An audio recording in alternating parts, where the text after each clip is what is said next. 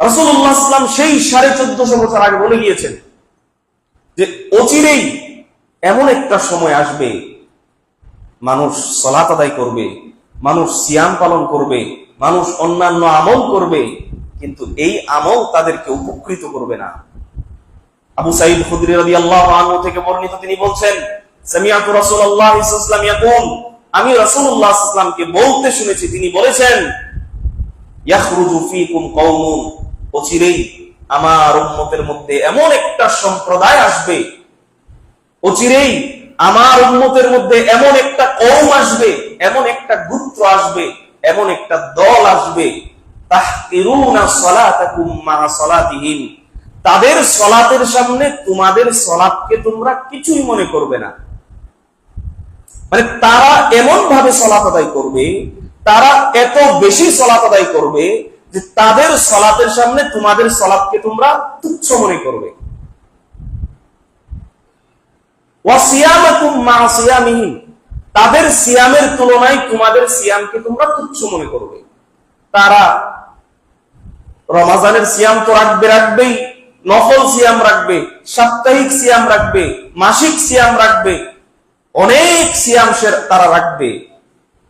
ওয়া সিয়ামাকুম মা সিয়ামিহিম, তাদের সিয়ামের তুলনায় তোমাদের সিয়ামকে তোমরা খুবই তুচ্ছ মনে করবে। ওয়া আমালাকুম মা আমালিকুম মা আমালিহিম, তাদের আমলের তুলনায় তোমাদের আমলকে তোমরা তুচ্ছ মনে করবে। তারা সকাল সন্ধ্যায় জিকির করবে, জিকির করতে করতে করতে করতে মসজিদ ফাটিয়ে ফেলবে, জিকির করতে করতে আশেপাশের 5-6 এলাকা শুনিয়ে জিকির করবে। হ্যাঁ, তাদের আমলের তুলনায় তোমাদের আমলকে তোমরা খুবই নগণ্য মনে করবে।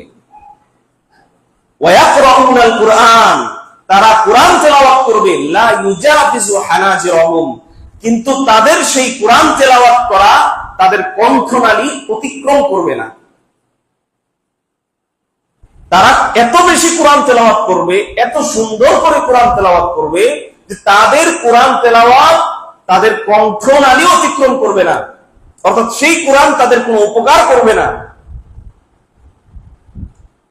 তাহলে কয়টা জিনিস বললেন? রাসূল সাল্লাল্লাহু আলাইহি ওয়াসাল্লাম বললেন যে তাহকিরুনা সালাতাকুম মা সালাতিহিম, তাদের সালাতের সামনে তোমাদের সালাতকে তোমরা খুবই নগণ্য মনে করবে, খুবই তুচ্ছ মনে করবে। তাদের সিয়ামের সামনে তোমাদের সিয়ামকে তোমরা খুবই তুচ্ছ মনে করবে। তাদের আমলের সামনে তোমাদের আমলকে তোমরা খুবই তুচ্ছ মনে করবে। তারা এমন ভাবে কোরআন তেলাওয়াত করবে যে তাদের সেই কোরআন তেলাওয়াত তাদের কণ্ঠনালী অতিক্রম করবে না। এই 4টা জিনিস বলার পর রাসূল সাল্লাল্লাহু আলাইহি ওয়াসাল্লাম বললেন, ইয়ামরুকুনা মিনাদ-দীন, তারা এত কিছু করার পরেও, তারা এত বেশি সালাত আদায় করবে, এত সিয়াম পালন করবে, এত আমল করবে, এত ভাবে, এমন ভালোভাবে কোরআন তেলাওয়াত করবে, এত কিছু করার পরেও রাসূলুল্লাহ সাল্লাল্লাহু আলাইহি ওয়াসাল্লাম বলছেন, ইয়ামরুকুনা মিনাদ-দীন, তারা দিন থেকে এমন ভাবে বেরিয়ে পড়বে, তারা ইসলাম থেকে এমন ভাবে বেরিয়ে পড়বে, কামা ইয়ামরুকুস সাহমু মিনার রামিয়া, যেরকম ভাবে আপনার ওই ধনুক থেকে তীর বেরিয়ে পড়ে, শিকার থেকে আপনার তীর যেরকম ভাবে ধনুক থেকে ধনুক মারার পর তীর মারার পর তীরটা যেরকম ভাবে বেরিয়ে পড়ে ধনুক থেকে, ঠিক তদ্রুপ তারা দিন থেকে এমন ভাবে বেরিয়ে পড়বে। তারা হাজারো আমল করবে, তারা হাজারো সালাত আদায় করবে, সিয়াম পালন করবে, কিন্তু এই সালাত, সিয়াম, এই আমল, এই কোরআন তেলাওয়াত আল্লাহ তাআলা গ্রহণ করবে না। এত কিছু করার পরেও তারা দিন থেকে এমন ভাবে বেরিয়ে পড়বে।